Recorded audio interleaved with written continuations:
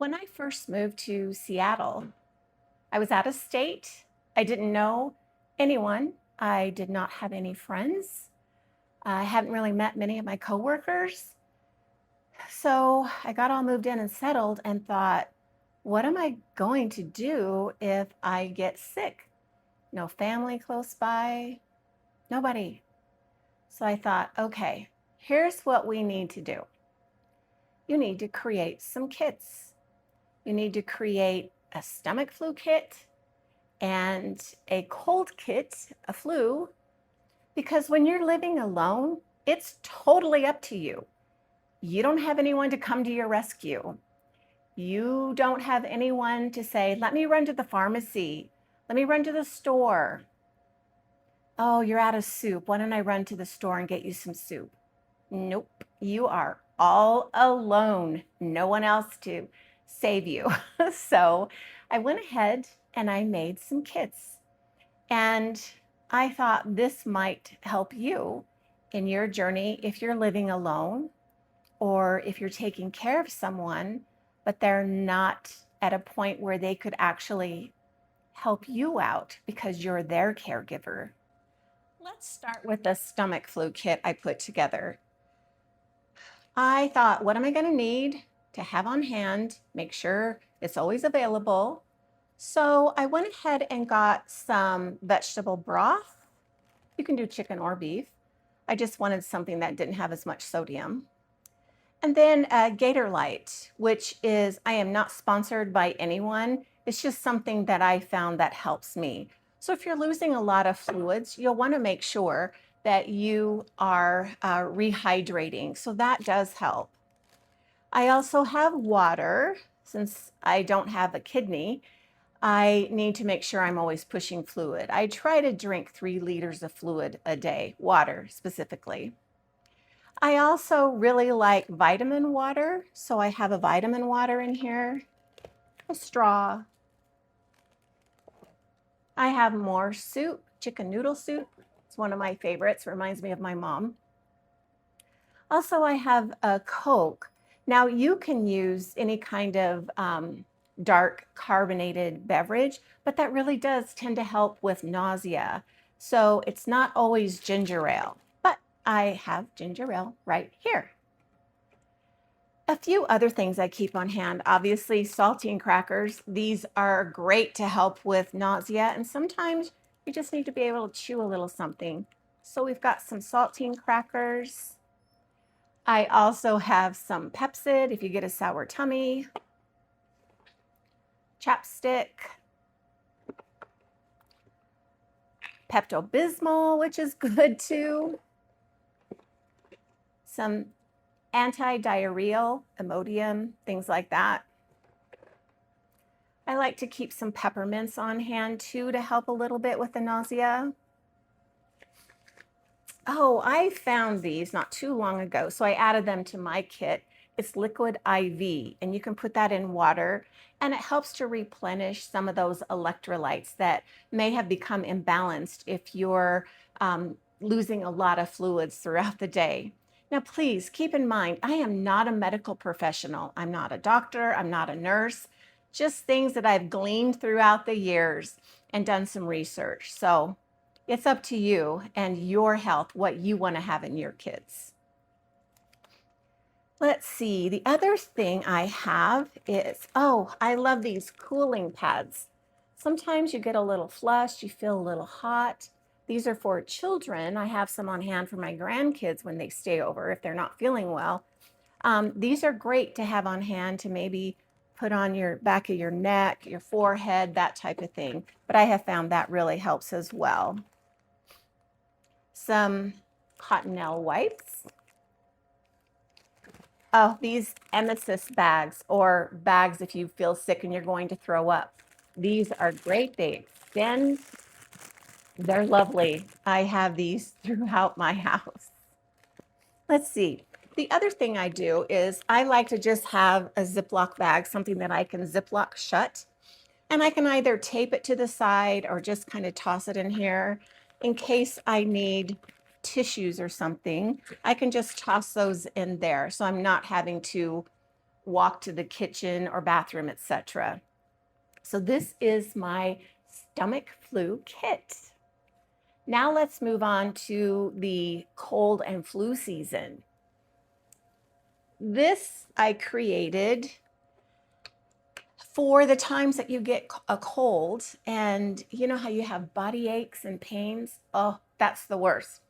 Anyway, the last thing you want to do is get out, go to the pharmacy, etc. So I just have a little kit put together here.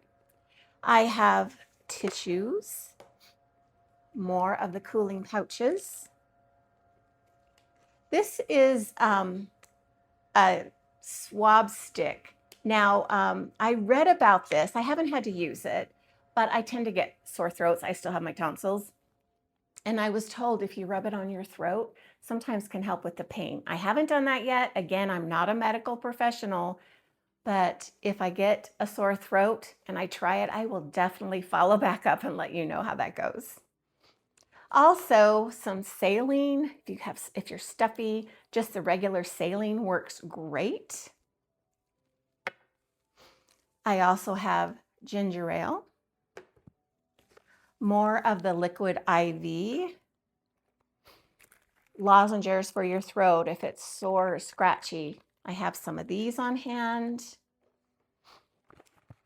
Mucus relief, isn't that a fun topic? But this is great if you have a lot of congestion and it's hard to get out. It sometimes can help if you have something along these lines. But keep in mind, you've got to check with your provider. If you have high blood pressure, or like me, I have one kidney, I have to be careful what I take. So make sure you are using all of these things with caution and speak to your healthcare provider before you implement that. Also, allergy and nasal congestion. Again, check with your provider. Vaseline for your nose. Sometimes it gets chapped. And I have chapstick in here for chapped lips. Peppermints in here as well. And then I also have another bag so I can put my tissues that are used in a bag and seal that shut. The other thing I like to have on hand, oh, and chapstick. The other thing I like to have on hand, which you may think is a little odd, but I love olfactory senses. So I like scents, and lavender. Oh, it just smells so good. I bought a few of these little sachets, and I keep one in my nausea, vomiting, stomach flu kit, and then in here as well. The other thing I like to have are some nice cozy socks, especially if you have a cold, you're not feeling the best. Sometimes something warm and cozy can work wonders. And then obviously I love my teas. So I have tea on hand. I have lavender honey, a variety of teas. It just makes me feel better knowing that I have these. Now keep in mind, this isn't to scare people or make it sound like, oh my gosh, it's doomsday. It's not. It's just some comforting things to help you feel better, because you need to take care of yourself. So now I'm going to move on over to my rolling cart. Okay, my rolling cart was a lifesaver. I can't tell you how much this helped me. I may have shared with you before, but I had kidney cancer, which had spread. And so I had to have my kidney removed, adrenal glands, a bunch of other stuff. And so I had my kids that flew down to Las Vegas, and they all took turns staying with me for like 2 weeks. And I had physical therapy. I had, my lung had collapsed, so I had respiratory therapy. I had home health care, but I also had my kids, and also very important to me was my sister. So they came down and stayed with me. My sister was actually living with me in Las Vegas, but if she had to run out and do errands, or I was alone or anything along those lines, I could just use my cart on the side of my bed. But I also ended up having to have part of my colon removed And then most recently, I had surgery on my head. It was a very deep and painful surgery. It went down to the membrane of my brain. And that, other than the kidney surgery, the brain, that was probably the most painful. It wasn't actually my brain, it was my skull, my scalp, and the tissue. That was extremely painful. So I was living by myself, which I still am. But the kids stayed, you know, here and there and checked on me. My sister did the same thing. She was great about checking on me. But most of the time I was all by myself. I couldn't really bend down very well to get things. It felt like my head was going to explode. So I created this cart to help me in that journey. So as promised, here is my rolling cart, and I do use it for a litany of things, but this was kind of my latest creation for my head. One of the things that I have that I keep stocked and make sure everything is functioning well is, and I can just grab this if I have a flu or anything along those lines.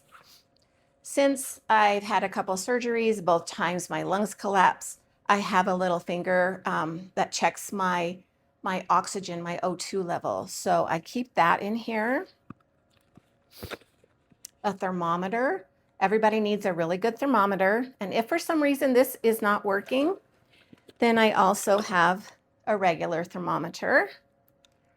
And I keep alcohol wipes in here to keep everything nice and clean.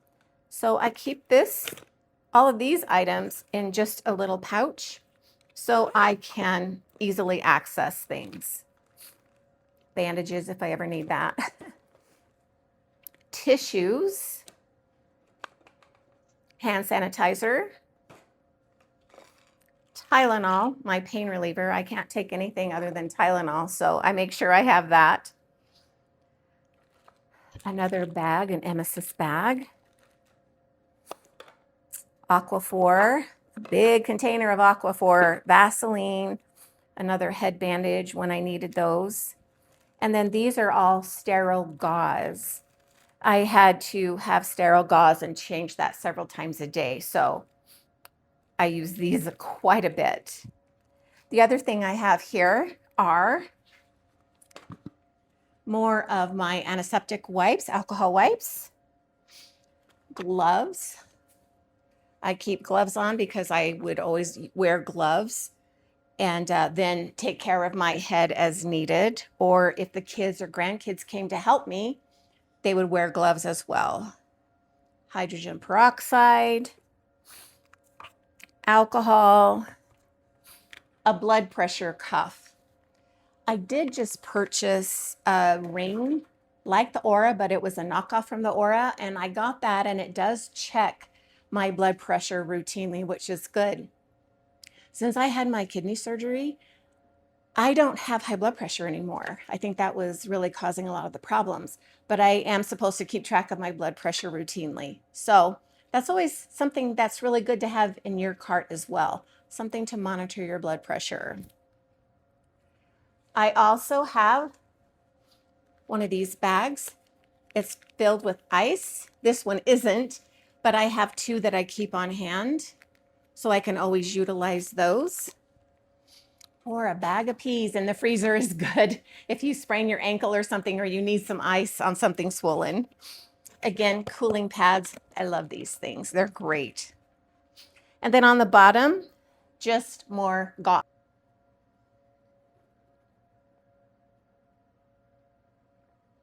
That hot tea is so good. My friends, I hope that you'll never need any of these things. But if you do, being prepared is so, so important.